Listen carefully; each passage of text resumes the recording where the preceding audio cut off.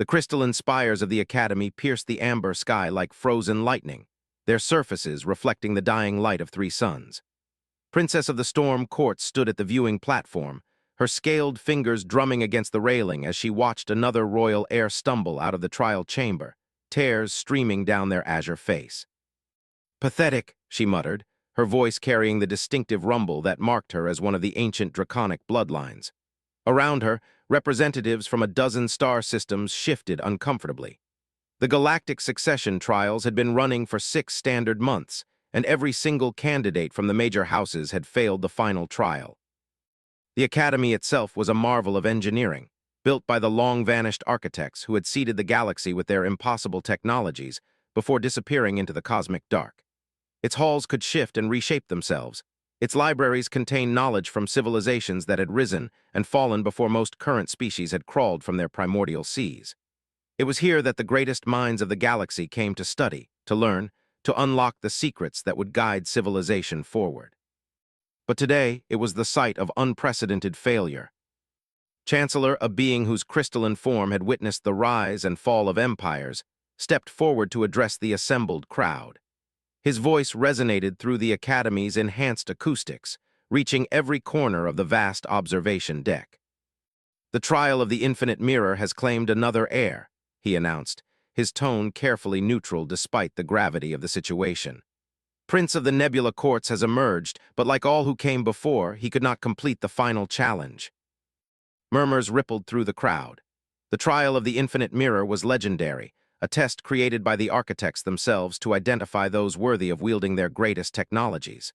For it had been used sparingly, reserved for only the most crucial moments in galactic history. The last time it had been activated was during the Void Wars, 3,000 years ago, when the galaxy had needed leaders capable of making impossible choices. Now, with the discovery of the architect's final vault on the dead world of 442b, the trial had been activated once more. The vault was said to contain technologies that could reshape reality itself, weapons that could unmake stars, knowledge that could elevate any species to godhood. The Galactic Council had decreed that only one proven worthy by the trial could claim this inheritance. But worthiness, it seemed, was in short supply. Prince emerged fully from the trial chamber, his usually pristine ceremonial robes singed and torn. His forearms trembled as he walked, and the bioluminescent patterns that normally danced across his skin flickered weakly. Behind him, the massive doors of the chamber sealed themselves with a sound like thunder. 17 minutes, whispered Lord Commander of the Void, touched. He lasted longer than most. 17 minutes to fail, corrected sharply. Just like the others, nobility, crystalline princes, telepathic consortiums, even the hive queens themselves, all failures. She was right, and everyone knew it. 63 royal heirs had entered the chamber over the past months. 63 of the galaxy's most promising leaders, each backed by civilizations spanning hundreds of worlds.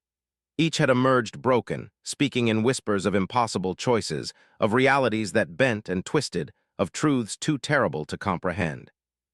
The trial was simple in concept, as explained by the Academy's archives. A candidate would enter the chamber and face a series of scenarios, each more challenging than the last. These weren't physical trials, but tests of character, wisdom, and the ability to make decisions that would affect billions of lives. The chamber would read the candidate's mind, their very soul, and present them with their deepest fears, their greatest temptations, their most profound moral dilemmas. Most candidates broke within minutes. "Perhaps," suggested High Priest of the Sacred Worlds, his tentacles curling nervously around his staff, "we should consider that the architects never intended for anyone to pass this trial. Maybe it's a warning, not a test." "Nonsense," snapped. "The architects wouldn't have built something impossible to complete. They were the greatest civilization the galaxy has ever known. If they created a test, it's because they believed someone could pass it." Her eyes, golden and slitted like her ancient ancestors, swept across the assembled representatives. "We're just not looking in the right places." Chancellor's form shifted, light refracting through his crystalline body as he processed this statement. "Where would you suggest we look, Princess? We have exhausted the noble houses of every major civilization. The greatest minds, the bloodlines, the most evolved consciousness, all have tried and failed." His gaze turned toward the Academy's lower levels, where a different kind of activity buzzed with quiet efficiency. Through the transparent walls, she could see them. Humans. Dozens of them, perhaps 100, moving through corridors with purpose, carrying equipment, maintaining systems, teaching in smaller classrooms. Humans were relatively new to the galactic community, having achieved faster-than-light travel only 3 centuries ago. They were considered a curious anomaly by most civilized species, neither the strongest, nor the most technologically advanced. They possessed no psionics, no natural armor, no extended. What they had was an almost supernatural ability to adapt, to survive, and to find solutions where others saw only problems.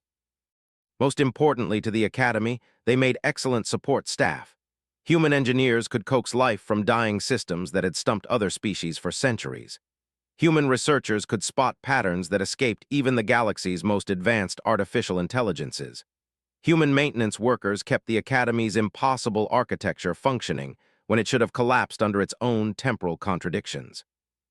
"You can't be serious," Lord Commander said, following her gaze. "They're barely above baseline sapience. No offense to our human colleagues," he added quickly, though his dismissive tone suggested he didn't particularly care if offense was taken. "They've been here for 50 years, continued, ignoring the interruption.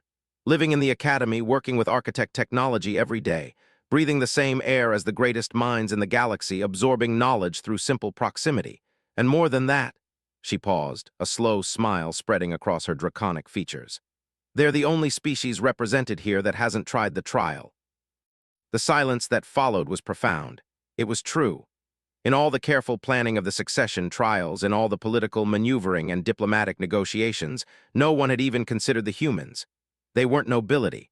They had no ancient bloodlines or cosmic inheritances. They were, in the minds of most galactic citizens, useful but ultimately insignificant. "The regulations clearly state," High Priest began carefully, "that any sapient being may attempt the trial.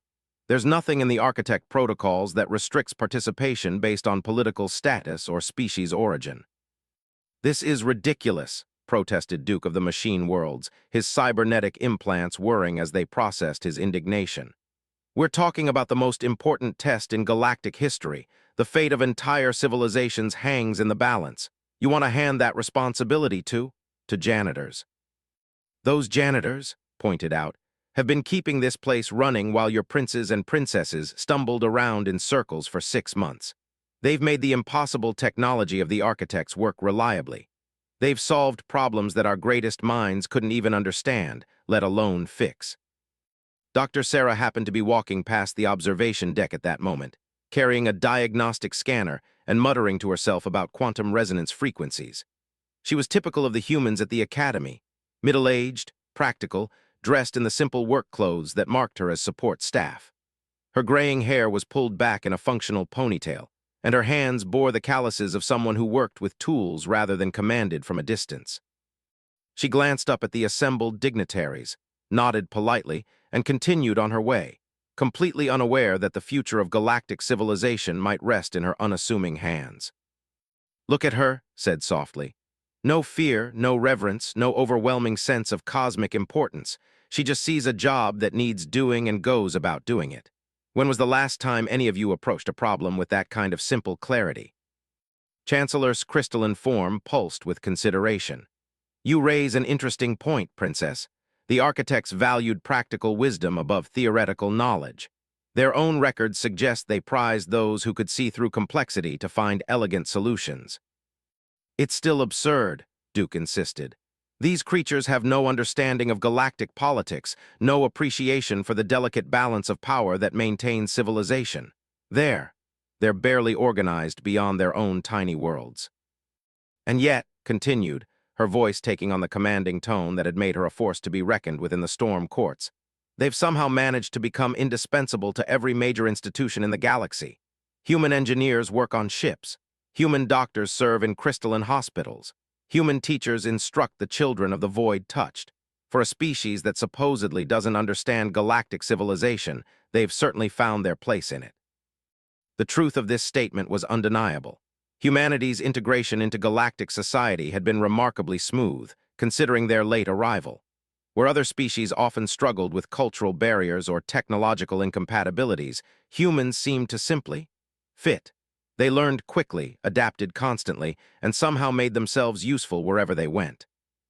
"There's something else," added Lord Commander, though his tone suggested reluctance to support's position.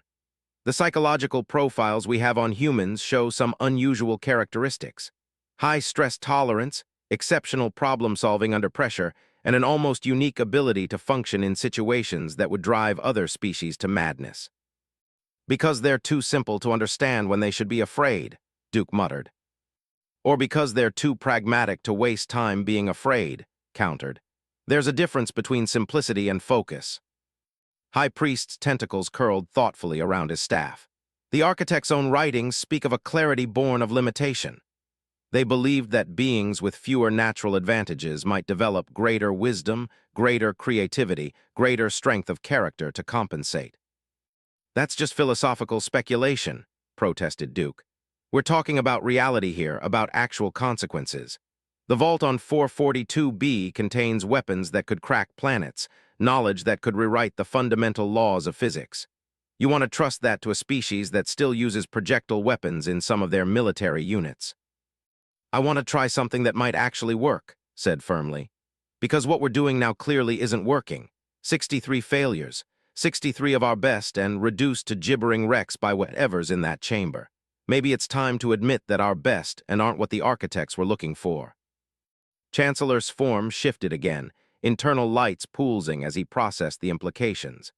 The decision to expand the trial participation would require unanimous consent from the Council of Observers. "Are you formally proposing this course of action, Princess?" "I am," said without hesitation. "And furthermore, I propose that we begin immediately with any human currently serving at the Academy who volunteers to participate. We've wasted enough time assuming we knew what worthiness looked like." The debate that followed was intense but brief. The political reality was simple. The traditional approach had failed spectacularly, and the assembled representatives had no better alternatives to offer. Some, like Duke, continued to protest on principle, but even they couldn't argue with the logic of his position. Within an hour, the decision was made. A general announcement would go out to all human staff at the Academy, explaining the situation and requesting volunteers for trial participation. No pressure would be applied, no incentives offered beyond the same basic provisions extended to other candidates. It would be, in every sense, a test of human nature as much as human capability. Dr. Sarah was calibrating a temporal resonance chamber when the announcement came through her communicator. She listened to the carefully formal explanation twice, shook her head in amazement, and went back to work. The machine she was repairing had been broken for 3 weeks before she arrived, and she'd promised the research team they'd have it working by tomorrow. Around the Academy, similar reactions played out among the human staff. Some were intrigued, others overwhelmed by the implications. Most, like Doctor, simply noted the information and continued with their duties.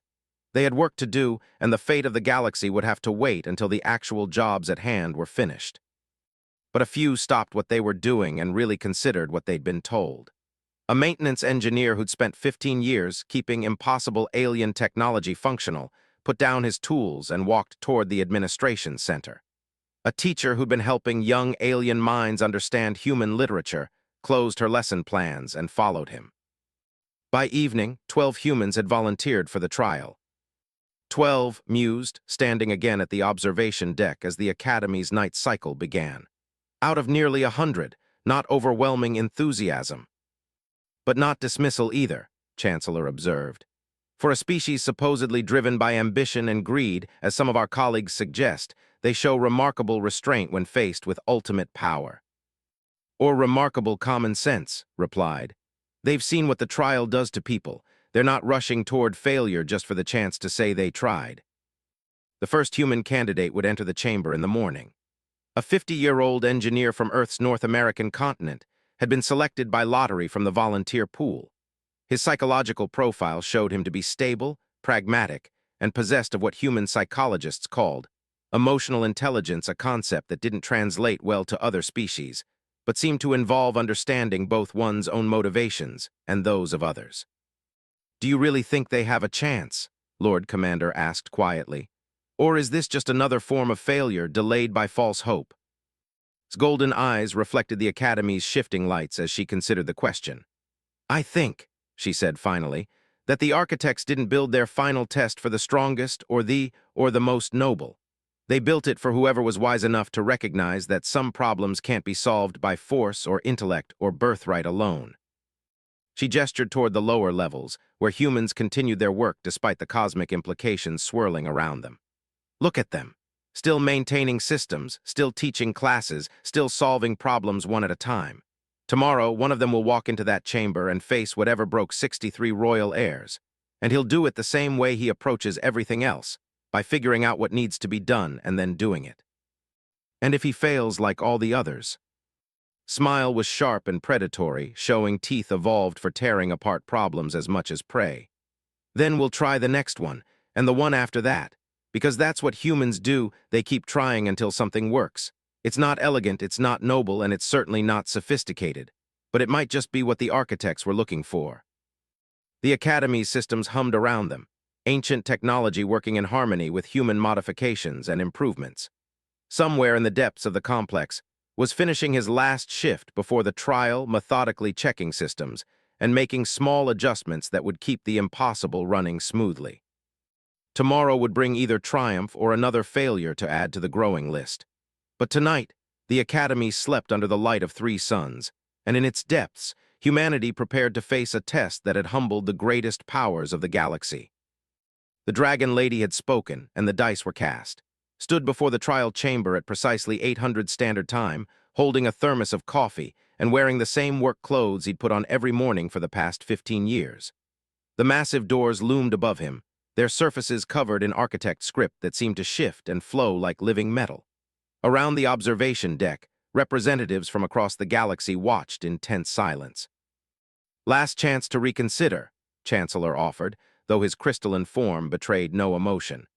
The chamber has broken beings with centuries of training and bloodlines stretching back to the dawn of their civilizations. Took a sip of his coffee and shrugged.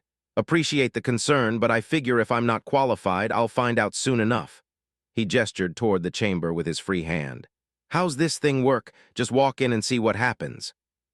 The casual tone sent ripples of unease through the assembled dignitaries. Prince, still recovering from his own attempt, stared in disbelief. Doesn't he understand what he's facing? The psychological pressure alone has driven warriors insane. He understands, said quietly. He just doesn't see the point in being afraid of something he can't change. Doctor appeared at its elbow, carrying a small device that beeped softly as she adjusted its settings. Biomonitor, she explained to the confused officials. Standard safety equipment for anyone working with unknown energy fields. If his vitals go critical, we'll know immediately. The chamber cannot be interrupted once begun, Chancellor warned. The architect protocols are absolute. No one may enter or leave until the trial reaches its conclusion. Then we'll know if he needs medical attention when he comes out, Doctor replied with the matter-of-fact tone that characterized human problem-solving. Same as any other dangerous job. This casual approach to cosmic significance clearly disturbed the observers. For months, they had treated the trial with the reverence due to a religious ceremony or state execution. Candidates had prepared for weeks, purification rituals, and entered the chamber as if approaching their own doom. Finished his coffee and handed the empty thermos to Doctor. See you on the other side, he said, then walked toward the chamber doors as if he were heading to fix a broken ventilation system. The doors opened with a sound like reality tearing, revealing an interior that description. The space beyond seemed to exist in multiple dimensions simultaneously, surfaces flowing between states of matter while impossible geometries folded in on themselves. Most observers had to look away to avoid vertigo. Paused at the threshold, studying the chaotic environment with the same methodical attention he'd give to a malfunctioning reactor. Interesting, he murmured. Looks like a probability cascade mixed with temporal displacement. Wonder if it's stable or if it'll try to lock onto my neural patterns. Before anyone could ask what he meant by that, he stepped inside. The doors sealed behind him with finality. For the first time in 6 months of trials, the observation deck fell into complete silence. Biomonitors active, Doctor reported, watching her device. Heart rate steady, brain activity normal. Actually, he's calmer now than he was during the equipment briefing yesterday. How is that possible? Lord Commander demanded. The chamber assault on consciousness begins the moment someone enters. Even our strongest psionics were overwhelmed within seconds. Doctor glanced up from her readings. Maybe he's not fighting it, has this philosophy about complicated problems. He says you can't solve them by trying to force them into shapes you understand. Sometimes you have to let them show you what they are first. Inside the chamber, found himself standing in what appeared to be the engine room of a starship, though the technology was unlike anything he'd ever seen. The walls pulsed with organic patterns while mechanical systems grew like crystal formations from the floor. Steam hissed from somewhere overhead, and warning lights flashed in sequences that almost made sense. "Right," he said aloud, looking around with professional interest. "So you're going to show me scenarios and see how I react. Fair enough. What's the first problem?" The room shifted around him, reality bending until he stood on the bridge of a massive vessel. He could see a fleet of ships approaching, their weapons already charging. Behind him, the crew looked to him for orders, beings from a dozen different species, all marked with the insignia of the Galactic Defense Force. A communication came through from the approaching fleet. The face on the screen was humanoid but clearly alien, with pale blue skin and eyes that held the weight of ancient wisdom.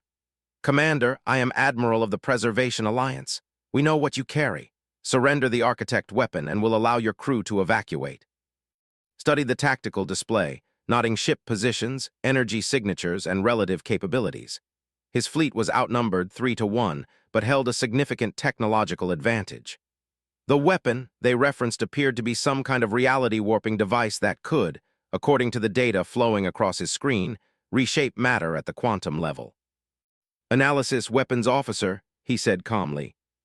"Sir, they're not lying about their intentions," replied the at the tactical station. "Intelligence suggests they want to use the weapon to preserve their dying worlds by converting other systems to sustain them. They'd have to destroy inhabited systems to do it. And our mission: transport the weapon to the neutral zone for containment and study.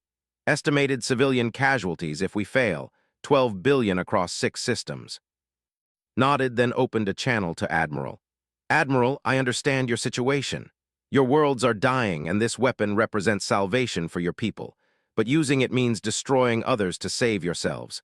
That's not a choice I can help you make." "Then you condemn billions of our people to death," the Admiral replied, his voice heavy with sorrow and anger. "No," said quietly. "I refuse to condemn billions of someone else's people to death. There's a difference. Maybe together we can find another way to save your worlds, but it won't be by sacrificing others." The Admiral's expression hardened. "We cannot allow that weapon to be contained. Our children are dying. We will take it by force if necessary." "Then you'll have to go through us," replied. "But before you do, answer me this. If you succeed in taking this weapon and using it to save your people by destroying others, what happens to those children you're trying to save? What kind of universe do they inherit? What do you teach them about the value of life?" The scenario froze around him, Admiral's face locked in an expression of conflict. Then reality shifted again. He was standing in a laboratory where human scientists worked frantically over a series of equations that seemed to writhe across holographic displays. One of them looked up as he approached, Dr. Elizabeth, a theoretical physicist he recognized from the Academy's research division. "Thank God, we need someone who can explain this in practical terms. We've found it. The key to unlimited energy, to faster-than-light communication, to technology that could advance human civilization by 10,000 years overnight." She gestured to the equations, which hurt to look at directly. "But there's a problem. Using this knowledge requires sacrifice. The energy has to come from somewhere, and that somewhere is the consciousness of other sapient beings. Every time we use this technology, someone dies, but the benefits..." She spread her hands helplessly. "We could cure death itself for the rest of humanity." "How many would have to die?" asked. "We estimate 1 life per 1,000 applications. But think about it, we could save millions for every one lost. The mathematics are clear. From a utilitarian perspective, it's the obvious choice." Studied the equations, though their mathematical complexity was far beyond his engineering background. "And the people who die, do they volunteer, or do you just pick them?" "They wouldn't even know," Doctor said quickly. "The process is instantaneous, painless. We could select individuals with shorter natural, people who are already dying. We could minimize the ethical impact while maximizing the benefit. So you're asking me to authorize mass murder in exchange for technological advancement, said flatly. It's not murder if they don't suffer, if they wouldn't have lived long anyway, if the greater good. It's still murder, interrupted. You're just trying to make it sound prettier, and once you start down that road, where does it stop? Today you're killing sick people for the greater good. Tomorrow it's people you decide aren't contributing enough. Next week it's anyone who disagrees with your decisions. He turned away from the equations. The answer is no. If human advancement requires us to sacrifice our humanity, then we don't deserve to advance. The laboratory dissolved around him. This time he found himself in a familiar setting, the Academy's main corridor, but changed somehow. It was darker, emptier, with emergency lighting casting strange shadows on the walls. He could hear sounds of conflict echoing from the direction of the main plaza. A young human woman ran toward him, her Academy uniform torn and stained. "Professor, thank God you're here. They're trying to shut down the human programs. They say we're contaminating their pure education with our primitive thinking." Through the windows, could see alien security forces surrounding the human residential quarters. Among them stood several figures he recognized from the observation deck: Duke, Prince, others who had spoken against human participation in the trials. "They're saying we never belonged here," the woman continued. "That we fooled everyone into thinking we were useful, but we're just parasites feeding off superior civilizations. They want us gone, and they're not being gentle about it." Could see human families being escorted from their homes, their belongings scattered and abandoned. Some were fighting back, but they were vastly outnumbered. In the distance, he could hear Doctor's voice raised in protest as her laboratory was ransacked. "What do you want me to do?" he asked the young woman. "Fight back. You know where the security systems are located. You could disable their weapons, level the playing field. Give us a chance to defend ourselves." Looked out at the scene again. It would be easy enough to access the Academy's defensive systems. Human engineers had been maintaining them for decades. He knew exactly how to turn them against the alien forces. A few sabotaged power couplings, some redirected energy fields, and the attackers would find themselves facing their own weapons. But then what? A human uprising at the Academy would spread to other institutions, other worlds. Humanity had integrated peacefully into galactic society, but they were still vastly outnumbered. A conflict now would likely end in their complete exile or worse. On the other hand, doing nothing meant watching innocent people suffer for the crime of being human. Made his decision, he walked out into the main plaza, his hands raised but not in surrender. "Stop!" he called out, his voice carrying across the courtyard. Duke turned toward him, his cybernetic implants whirring with agitation. "The maintenance worker speaks. How appropriate. Here to beg for mercy for your species." "Here to ask a question," replied. "What exactly are you afraid of?" The Duke's mechanical features twisted in confusion. "Afraid? We fear nothing. We're simply correcting an error in judgment that allowed primitives to infiltrate our most sacred institutions." "You're afraid," continued, walking closer despite the weapons pointed at him, "that a species you consider inferior might actually be better at something than you are. You're afraid that all your breeding and training and technological advantages might not matter as much as you thought they did." He gestured toward the human families being detained. "Look at what you're doing. You have weapons, numbers, political authority, and you're using all of it against people whose greatest crime was fixing things that were broken and teaching children to think differently. Does this look like the behavior of confident, superior beings to you?" Prince stepped forward. "You know nothing of our struggles, our responsibilities. We have maintained galactic civilization for while your species was still discovering fire." "And you've done a good job," acknowledged. "But maybe maintaining civilization isn't the same thing as advancing it. Maybe sometimes you need people who don't know that something is supposed to be impossible." He spread his arms wide, encompassing the entire scene. "This is your choice. You can eliminate us from the Academy, from galactic society, maybe even from existence. You have the power to do it. But you'll be doing it because you're afraid of what we might accomplish if you don't." The scenario held for a long moment, the alien forces frozen in indecision. Then everything faded to white. Found himself standing in a simple room with white walls and a single chair.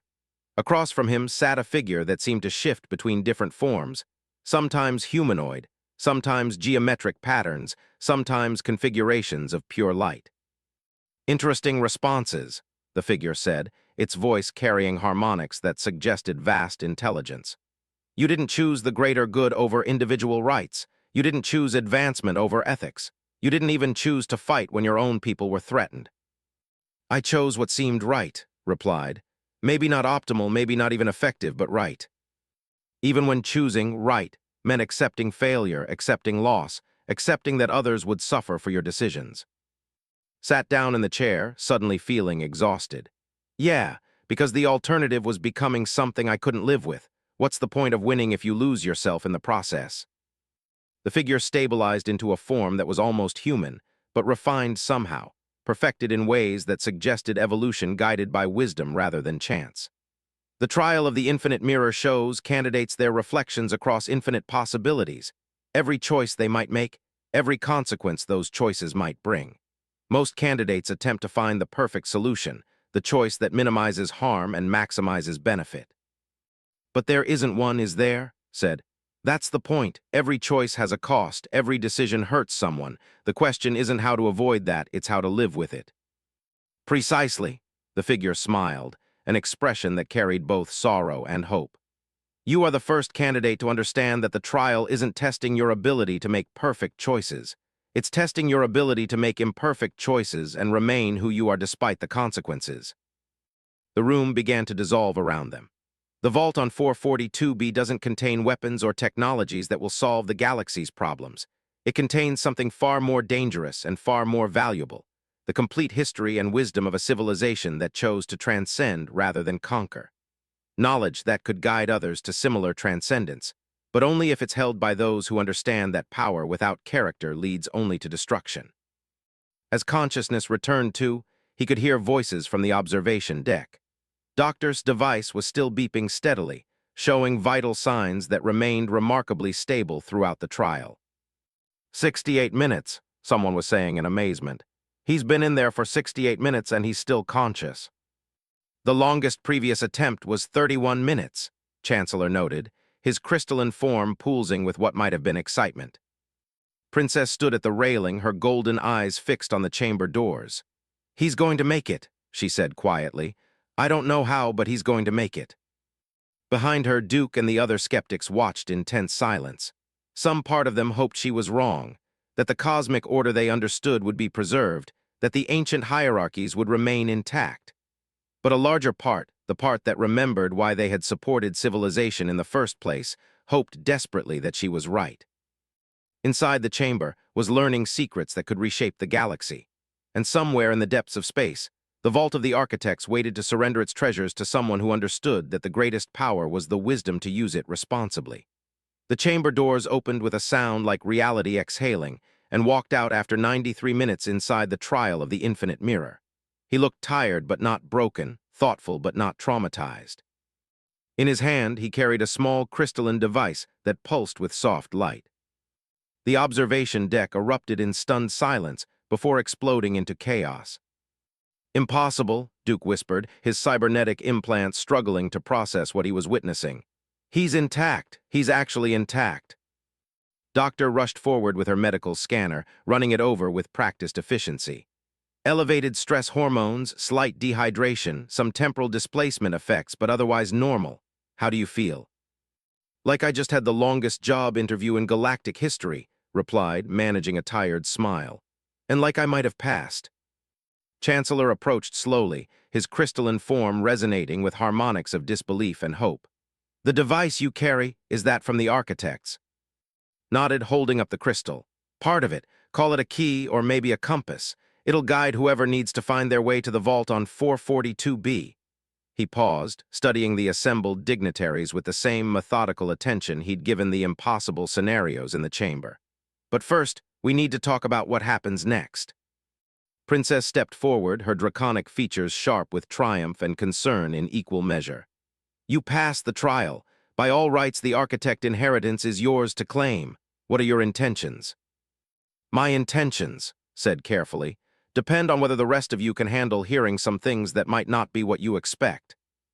He moved to the center of the observation deck, suddenly conscious that representatives from across the galaxy were hanging on his every word. The trial wasn't really about me. It was about all of you, about whether this galactic civilization is ready for what the architects left behind. Lord Commander leaned forward. Explain. The architects didn't disappear, began. They transcended, evolved beyond the need for physical existence, beyond the conflicts and limitations that define our current level of development. But before they left, they wanted to give other civilizations a chance to follow the same path. The crystalline device in his hand pulsed brighter.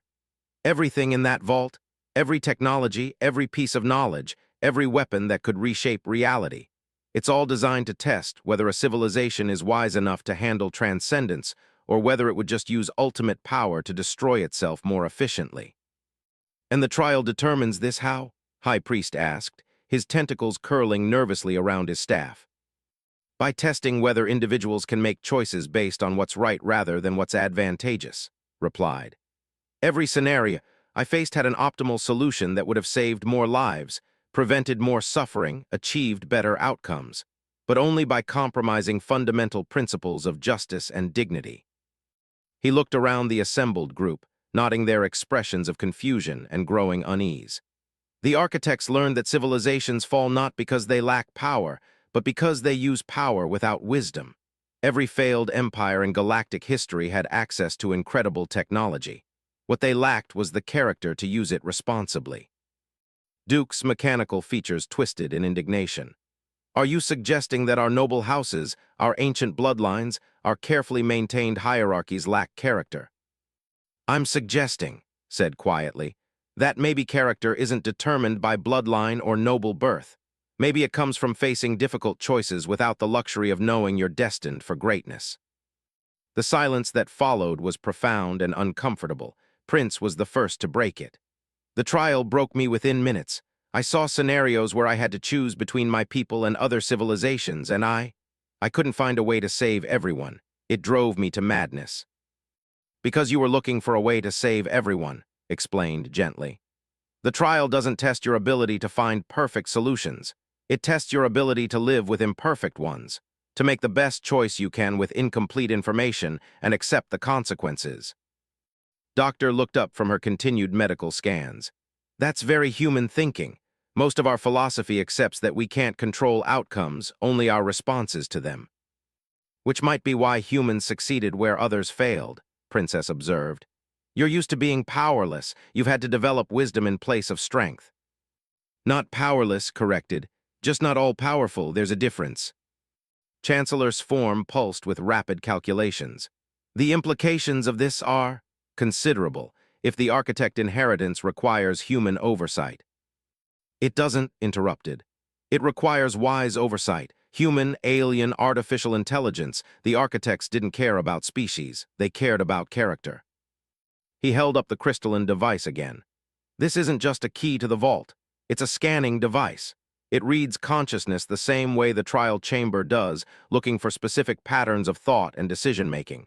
Anyone who demonstrates the necessary wisdom can access the architect legacy. And who determines what constitutes wisdom? Lord Commander asked suspiciously. The architects already did, replied. The same test I just passed is embedded in this device. Anyone seeking access to the vault will face their own version of the trial, tailored to their species and psychology. Pass and you gain access. Fail and you don't. Duke stepped forward aggressively. Unacceptable. You're describing a system where commoners and workers could potentially wield power meant for leaders and nobility. I'm describing a system where power goes to those who can handle it responsibly, corrected. If that includes commoners and workers, maybe you should ask yourself why your leaders and nobility couldn't pass the test. The Duke's cybernetic implants whirred with fury, but before he could respond, Princess spoke up. You're missing the larger point. This isn't about who deserves power. It's about creating a system that prevents power from corrupting those who wield it. She turned to, what did the architects show you about transcendence? What's the ultimate goal of this inheritance? Was quiet for a long moment, remembering the final vision the trial had shared with him. They showed me what galactic civilization could become if we learned to make decisions based on wisdom rather than ambition. No more wars fought over resources that could be shared. No more species extinction because someone decided another race was inconvenient. No more children dying of preventable diseases while others live in abundance. Utopia, High Priest said skeptically. Responsibility, corrected. The technology in that vault could eliminate scarcity, enable faster-than-light communication across the entire galaxy, even allow conscious beings to survive the death of their physical bodies. But only if it's used by people who understand that with ultimate power comes ultimate responsibility. Doctor finished her scans and stepped back. The temporal displacement effects are interesting. It looks like the trial exposed him to accelerated time streams. He experienced subjective weeks or months of scenarios in just 90 minutes of real time. That level of psychological processing would explain why previous candidates broke down. They weren't prepared for the mental strain. Humans handle shift work and deadline pressure better than most species, noted with a slight smile. Turns out that's useful for more than factory production. Chancellor moved closer to examine the crystalline device. What are your immediate plans? The vault awaits, but the political implications of your success will require careful management. My immediate plans, involve making sure this doesn't turn into another power struggle. The architects were clear. This inheritance belongs to galactic civilization as a whole, not to any individual or species. He looked around the observation deck, meeting the eyes of each representative. I propose we form a joint expedition to 442b. Every major civilization sends representatives, but the expedition is led by those who can pass the architect test. No predetermined hierarchies, no special privileges based on bloodline or political status. Pure meritocracy based on character. Preposterous, Duke sputtered. You would have noble houses take orders from commoners. I would have people who can make wise decisions in positions where wise decisions matter, replied calmly. If nobles can pass the test, they're welcome to lead. If they can't, they're welcome to follow, same as anyone else. Prince stepped forward, his forearms trembling slightly. I want another chance at the trial, knowing what I know now, understanding what it's really testing. I want to try again. The device can administer the test, confirmed. But understand, it won't be any easier just because you know what's coming. In fact, it might be harder. The architect testing adapts to your knowledge and expectations. I don't care, said firmly. My people deserve leaders who can pass this test. If I can't be one of them, I'll find others who can. His words sent ripples of shock through the assembled nobles. The idea of aristocracy voluntarily submitting to objective testing of their fitness to lead was revolutionary. This is madness, Duke declared. Thousands of years of civilization, of carefully maintained order and hierarchy, thrown away because one maintenance worker got lucky in an alien testing chamber. Not lucky, Princess said quietly. Prepared. We've been so focused on breeding for power and intelligence that we forgot to breed for wisdom. Maybe it's time to remember which one actually matters. Over the following hours, the political landscape of the galaxy shifted like tectonic plates, finding new equilibrium. The news of humanity's success in the trial spread rapidly, carried by instantaneous communication networks to every major world. Reactions ranged from celebration to outrage to careful calculation of new possibilities. On Earth, the news was met with characteristic human bewilderment and pragmatism. Became an overnight celebrity, but most humans seemed more interested in what the architect technologies could do to solve practical problems than in the cosmic significance of their species' achievement. On the noble worlds, reactions were more complex. Some houses immediately began testing their heirs with the architect device, hopping to reclaim their traditional leadership roles. Others retreated into isolation, unwilling to risk the psychological devastation of failure. A few, led by forward-thinking leaders like Princess, began reaching out to their most capable citizens regardless of birth status. The joint expedition to 442b was assembled within a month. Of the 47 beings who volunteered from across the galaxy, 23 passed the architect test. The successful candidates included 2 human engineers, a merchant, several alien scientists and artists, one reformed criminal from the Void touch systems, and surprisingly, Prince on his second attempt. Also surprisingly, Princess passed on her first try. The Dragon Lady approves, she said with satisfaction as the crystalline device confirmed her success. I've been making hard choices my entire life, Turns out that's exactly what the architects were looking for. Duke, who failed the test 3 times before giving up, watched the expedition preparations with bitter resentment. "This will end in chaos," he predicted. "Mark my words, within a generation, galactic civilization will collapse under the weight of its own idealism."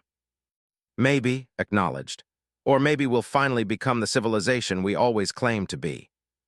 The expedition to 442b departed on a Tuesday morning, standard time, aboard a ship constructed with the best technology the galaxy could provide. Stood on the bridge next to Princess, watching the stars wheel past as they jumped to faster-than-light speed. "Any regrets?" she asked as the first jump completed successfully. Considered the question seriously. "I regret that it took so long for anyone to think of asking the cleaning staff. We could have saved everyone a lot of time and frustration." Slav carried the harmonics of her ancient draconic heritage, but it was warm rather than intimidating. The architects would appreciate that. They were apparently fond of practical solutions to cosmic problems. Behind them, the mixed crew of humans and aliens worked together with an efficiency that would have seemed impossible just months before.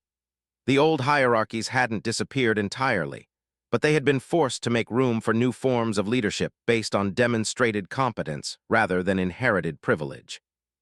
The vault of the architects waited in the cold space around a dead star, containing technologies that could reshape reality itself.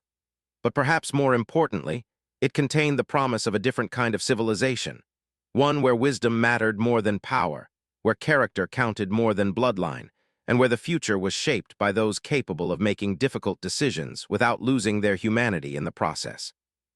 As the expedition ship approached 442b, reflected on the irony of the situation. The greatest test in galactic history had been passed not by the strongest or most noble candidate, but by someone whose greatest qualification was knowing how to fix things when they broke. It seemed appropriate somehow. After all, galactic civilization had been broken for a very long time. Maybe it was finally ready to be repaired. The Dragon Lady had scoffed and pointed toward the school's maintenance staff, and in doing so, she had changed the course of galactic history. Not through force or cunning or political maneuvering, but through the simple recognition that sometimes the most important wisdom comes from the most unexpected places. As their ship entered orbit around the dead world that held the architect's final gift, prepared to unlock technologies that could elevate galactic civilization to heights it had never imagined. But first, he checked his tool kit to make sure he had everything he might need. After all, there was work to be done.